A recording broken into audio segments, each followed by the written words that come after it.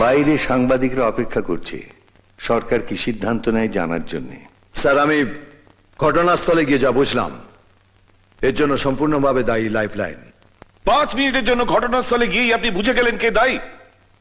আমি সেখানে প্রথম থেকে ছিলাম। তাহলে প্রথম থেকে আপনিই বলুন।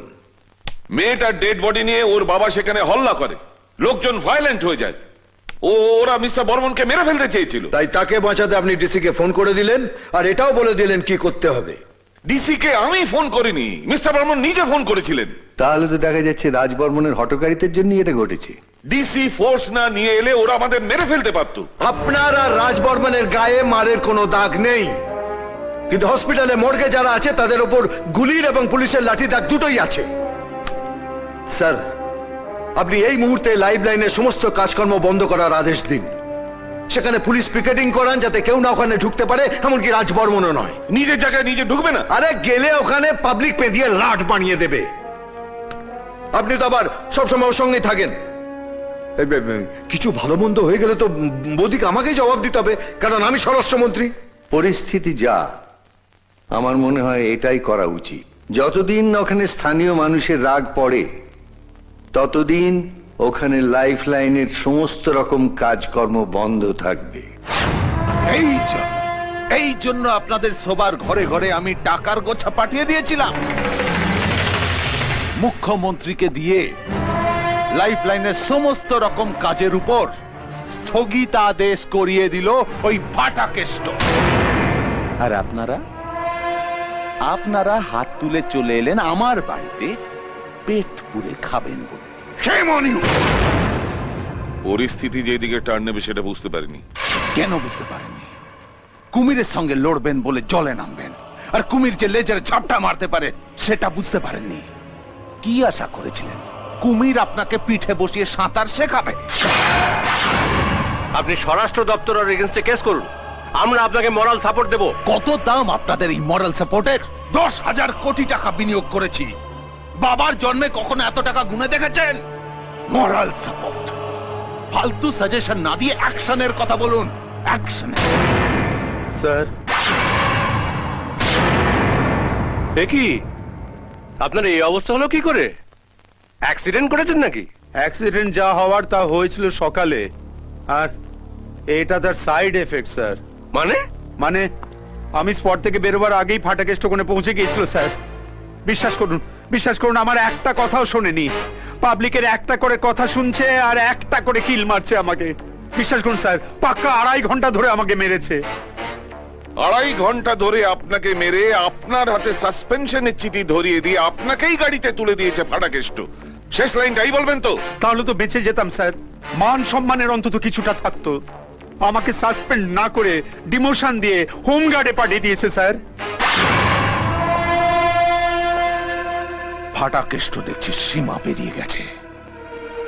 এবার সময় হয়েছে ওকে আমার সীমার মধ্যে বেঁধে রাখা।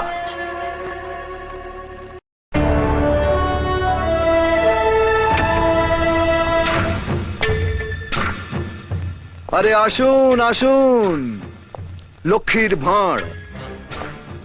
কাল 2.5 ঘন্টা ধরে ডিসি পেটানোর পর সকাল থেকেই ডান হাতটা কেমন যেন চুপ করছিল। তখনই মনে হয়েছিল যে লক্ষ্মীর ভাঁড় আসছে। Yes sir. কিরম খাবেন, চিনি ছাড়া না চিনি দেওয়া? আমি এখানে চা খেতে আসিনি। ডিসি কে আপনি যেটা করেছেন সেটা নিয়ে আমি কোনো কথা বলতে চাই না, কারণ সেটা আপনার দপ্তরের মধ্যে পড়ে। কিন্তু লাইফলাইনের কাজটা আমার দপ্তরের অধীন ছিল। মানে? যতক্ষণ ওটা আপনার দপ্তরের আওতায় ছিল ততক্ষণ আমি সাইড লাইনের ধারে বসেছিলাম, কিন্তু কালকের গন্ডগোলের পর ওটা স্বরাষ্ট্র দপ্তরের আওতায় এসে পড়ে। ব্যাস, আমি গা ঘামিয়ে মাঠে নেমে বললাম, আর প্রথমে আপনার ডিসি কে ফ্রি কিকে গোল দিলাম, আর আপনার রাজবর্মনকে পেনাল্টিতে। লাইফলাইনের ওপর থেকে আপনি স্থগিতাদেশ তুলে নিন, নইলে কিন্তু আমাকেও মাঠে নামতে হবে। আর আমি মাঠে নামলে সরকার বাঁচাতে মুখ্যমন্ত্রীকে যে কোনো একজনকে ছাঁটাই করতে হবে। আপনাকেই ছাড়বে, গ্যারান্টি 325 ভোটে জিতে কোটায় মন্ত্রী হয়েছেন। একটু বাতালাটা কম করুন। আপনার অবস্থাটা কেমন জানেন? ওই ব্যঞ্জন বর্ণের চন্দ্রবিন্দুর মতো। একলা চলতে পারে না, কারো না কারোর কাঁধের উপর ভর দিয়ে আপনাকে চলতে হয়। আপনি ছাঁটাই হলে মন্ত্রিসভা বেঁচে যাবে। ফাটাকেষ্ট! গুন্ডা ফাটাকেষ্ট! আগে লেটার হেড ছিল না, এখন লেটার হেড হয়েছে। কিন্তু মালটা কি আছে, একবার দরজা বন্ধ করলে সন্ধ্যাবেলার আগে দরজাটা খুলবে না।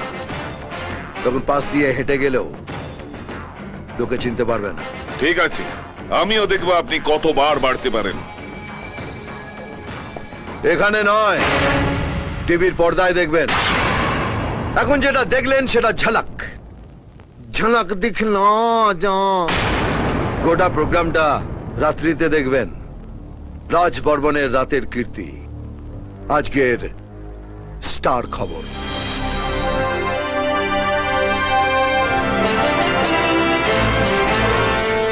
রাজ বর্মন। খবর কাগজের পাতা ভর্তি হয় যার সাতকাহন নিয়ে যিনি অর্থমন্ত্রী বরুণ মিশ্রের হাত ধরে এ রাজ্যে পা দিয়েছেন সোনার বাংলা করে দিতে, তার আসল চেহারা কিন্তু সবার কাছে অজানা। আমাদের লুকোনো ক্যামেরায় ধরা পড়েছে সেই চেনা রাজ বর্মনের অচেনা চেহারাটা। আমি জানতাম আপনি আমাকে ফেরাবেন না, কারণ আপনারও উপরে ওঠার একটা খিদে আছে। আপনার উত্থানটা খুব ইন্টারেস্টিং। হোম মিনিস্টার রণদেব পালের ভাড়াটে গুন্ডা ছিলেন, টাকা নিয়ে তার সমস্ত বেআইনি কাজ করতেন। তারপর তাকেই মেরে গুন্ডা ফাটাকেষ্ট হয়ে গেলেন এমএলএ ফাটাকেষ্ট, মন্ত্রিসভার সবচেয়ে নামি দামি মন্ত্রী, হোম মিনিস্টার। ইন্টারেস্টিং। আপনাকে নিয়ে সিনেমা করা যায়। আপনার লাইফ হিস্ট্রিটাও আমার পড়া আছে। আপনার বাবা তো রণদেব পালের ওই ধুতি পাঞ্জাবি ইস্ত্রি করতো না? আর আপনি ওনার হাওয়ালার বিজনেসটা সামলাতেন। বুদ্ধিমান ছেলে, খুব বুদ্ধিমান ছেলে। রণদেব পালের বেহিসেবি টাকাগুলো নিয়ে বিদেশে গিয়ে একটা ওষুধের কোম্পানি খুললেন, নাম লাইফলাইন। কাজ বিদেশের বাতিল করা ওষুধগুলো এদেশে কম দামে কিনে চালান করা। Interesting, very interesting. আপনি যদি মেয়ে হতেন না, তাহলে আপনাকে আমি আমার হিরোইন করতাম। মাইরি বলছি। আমরা একই নৌকোয় দুদিকে বসা দুই মাঝি। হালটা একদিকে বওয়াই ভালো। উল্টো দিকে বলছেন কেন? এ রাজ্যের যেমনি দরকার আছে আপনাকে, তেমনি আপনারও দরকার আছে আমাকে। আপনি চাইলে নেক্সট টার্মে আপনাকে আমি চিফ মিনিস্টার বানিয়ে দিতে পারি।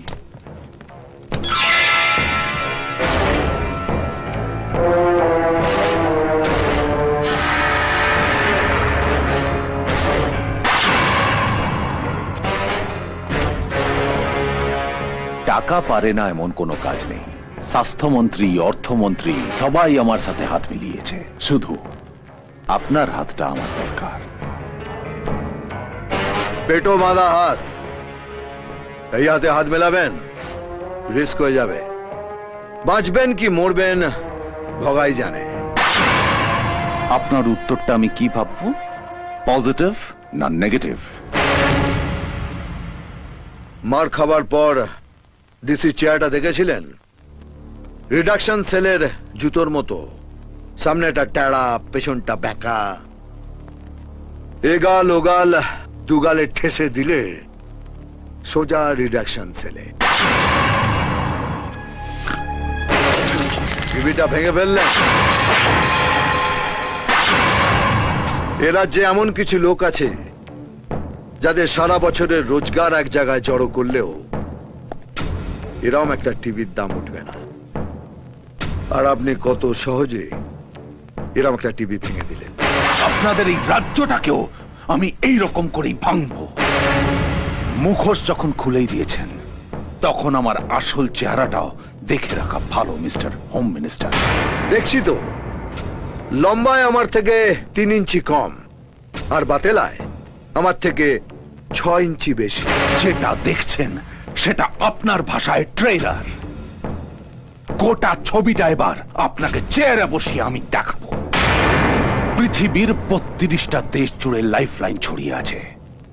সব কটা টার্ন ওভার যোগ করলে আপনাদের এই রাজ্যের গ্রস ইনকামের চেয়ে অনেক বেশি। আর সেই রাজ্যের সাধারণ একটা মন্ত্রী চ্যালেঞ্জ জানায় রাজ বর্মনকে, প্রত্যেকটা দিন আমি আপনার সামনে একটা করে সমস্যা খাড়া করে দেব, দেখি আপনি কি করে সামলান। আপনাকে দাঁড় করিয়ে রেখে আমি এই রাজ্যটাকে গলিয়ে তাল পাকিয়ে দেব, তারপর এই রাজ্য ছেড়ে চলে যাব। আর সেটাই হবে আমার এই ছবির ক্লাইম্যাক্স। আপনার গল্পটা শুনলাম, ছবিটা আর দেখাবেন না, কারণ আমার এলাকার সবকটা হল জানে যে বাজে ছবি দেখানো হলে আমি হলের চেয়ার ভাঙচুর করি, তারপর ভাঙা চেয়ারের পায়া তুলে ম্যানেজারকে খুঁজে বেড়াই খাজা ছবি দেখাবার জন্য। একবার যে আমার রাম প্যাঁদানি খেয়েছে, তার পরের শো থেকে আবার ভক্তিমূলক ছবি লাগিয়েছে, যেমন নীলাচলে মহাপ্রভু। আমার লাইফ হিস্ট্রিটা তো ভালো করে পড়েছেন, কিন্তু আমার কীর্তনটা এখনো শোনেননি। খুব ইন্টারেস্টিং। কেষ্ট নাম শোনানো হয় পরে, আর রাম প্যাদানিটা হয় আগে। এ পাগলা, বাপি বাড়ি যা, না হলে মারবো এখানে, লাশ পড়বে শ্মশানে।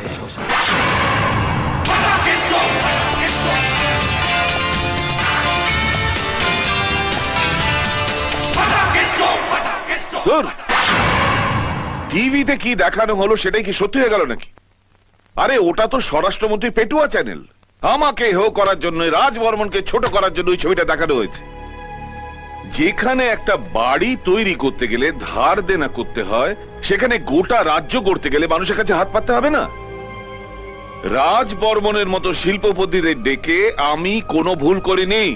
একটা কথা জেনে রাখুন, আজ যদি রাজ বর্মন চলে যায়, সোনার বাংলা গড়ার কাজ এখানে শেষ। সোনার বাংলা হবে।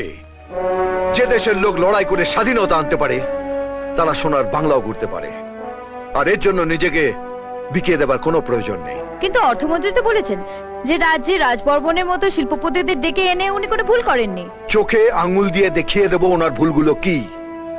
নিজে তো বিক্রি হয়েছেন, এবার রাজ্যটাকেও পাল্লায় তুলছেন, আর তার প্রমাণ সবার সামনে। যদি সাহস থাকে তো আমার মুখোমুখি হোক, স্বরাষ্ট্রমন্ত্রী হয়ে নয়, একটা সাধারণ মানুষ হয়ে ওনাকে কতগুলো প্রশ্ন করব। যদি সঠিক জবাব পাই, তাহলে বুঝবো আমি ভুল, মন্ত্রিসভা ছেড়ে দেব। অর্থমন্ত্রীকে চ্যালেঞ্জ জানালেন স্বরাষ্ট্রমন্ত্রী, আর আমরা জানালাম তাকে আমন্ত্রণ স্বরাষ্ট্রমন্ত্রীর মুখোমুখি হওয়ার জন্য। এখন দেখা যাক যে উনি স্বরাষ্ট্রমন্ত্রীর চ্যালেঞ্জ আর আমাদের আমন্ত্রণ গ্রহণ করেন কিনা। স্কাউন্ডার মিডিয়াকে নিয়ে আমার পিছনে লেগেছে। ওই মেয়েটাই যে সর্বনাশী, ওইভাবে রণদেব দাকে খেয়েছিল, আপনাকেও খাবে। একদম যাবেন না। একবার যদি আমি বুঝতে পারতাম ও হিডেন ক্যামেরা বসিয়ে রেখেছে, আমি তখনই ওকে শেষ করে দিতাম। তারপরেও তো চান্স পেয়েছিলেন, কিছুই তো করে উঠতে পারেননি।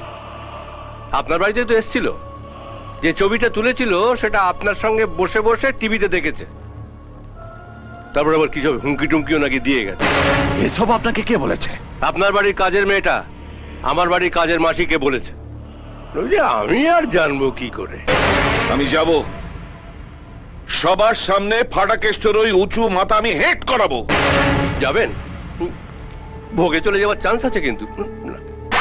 আপনাদের মূরত আমি দেখলাম, আমার কোনো কাজে এলেন না। ঘরে বসে থাকুন, ঘরে বসে থাকুন। আমি যদি আপনার কাজে না এসে থাকে, আপনি আমার কোনো কাজে লাগেননি মিস্টার বর্মন। আপনার মুরদ আমার জানা হয়ে গেছে। বলুন বাবু। আপনি আপনার খেলা খেলুন, আমি আমার খেলা খেলব। কাল রাতে আপনি যেটা পারেননি, আমি সেটা টিভিতে করে দেখাবো।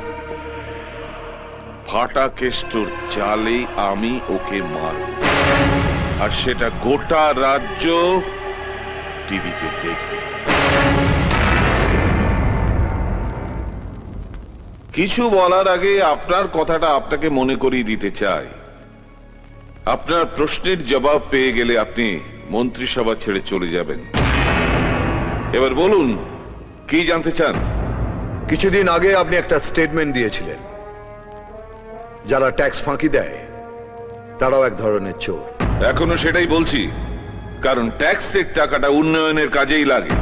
গত বছর ট্যাক্স বাবদ সরকারের ঘরে জমা পড়েছিল 26,000 কোটি টাকারও বেশি। সরকারি লোন পেয়েছিলেন 20,000 কোটি টাকারও বেশি। তারপরে উন্নয়নের জন্য বাইরের লোকের কাছে হাত পাততে হয়। তাহলে টাকাটা গেল কোথায়? ট্যাক্স ফাঁকি দিলে সাধারণ লোককে আপনি চোর বলেন, আর ট্যাক্স দেওয়ার পর উন্নয়ন না হলে তারা আপনাকে কি বলবে? মিস্টার হোম মিনিস্টার, ফাটাকেষ্ট, গুন্ডা ফাটাকেষ্ট। 8 কোটি সাধারণ মানুষের একজন, আর সেই সাধারণ মানুষ ফাটাকেষ্ট আপনার থেকে জানতে চাইছে বাইরে থেকে বিজনেসম্যানদের এনে তাদের সব রকম ছাড় দিয়ে জামাই আদর করছেন, আর এখানে একটা বেকার ছেলে লোন নিয়ে ফুটপাতে পানের দোকান করলেও আপনারা তার উপর ট্যাক্সে বোঝা চাপিয়ে দেন।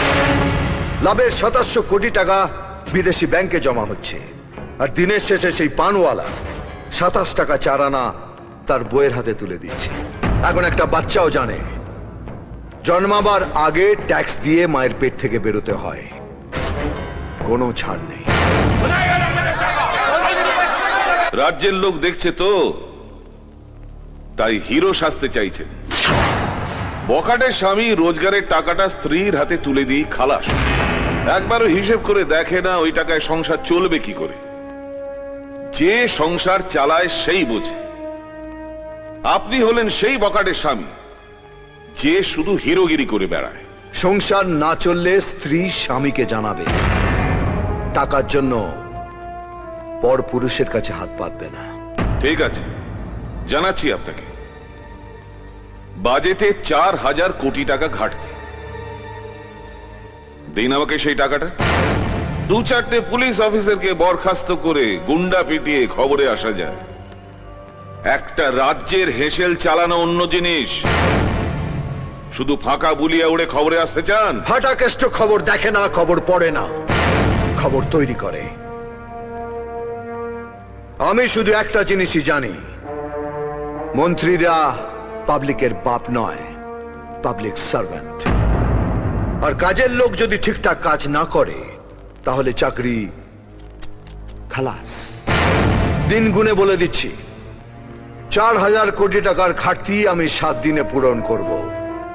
4 আনাও ঘাটতি থাকবে না। আর এর জন্য বাইরের কোনো লোকের কাছে হাতও পাতবো না, এটা ফাটাকেষ্টর গ্যারান্টি।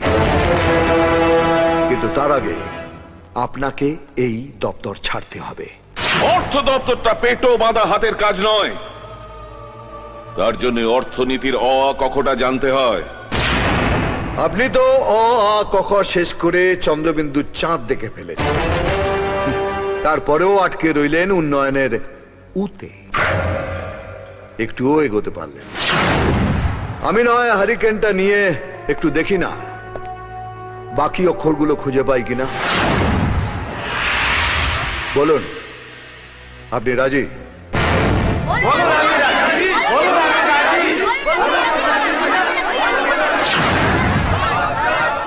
মিনিস্টার, আমি মিনিস্টার, মিনিস্টার, আমি মিনিস্টার। ফাটাকেষ্ট, ফাটাকেষ্ট, আমি মন্ত্রী। ফাটাকেষ্ট, ফাটাফাটি আমাদের ফাটাকেষ্ট।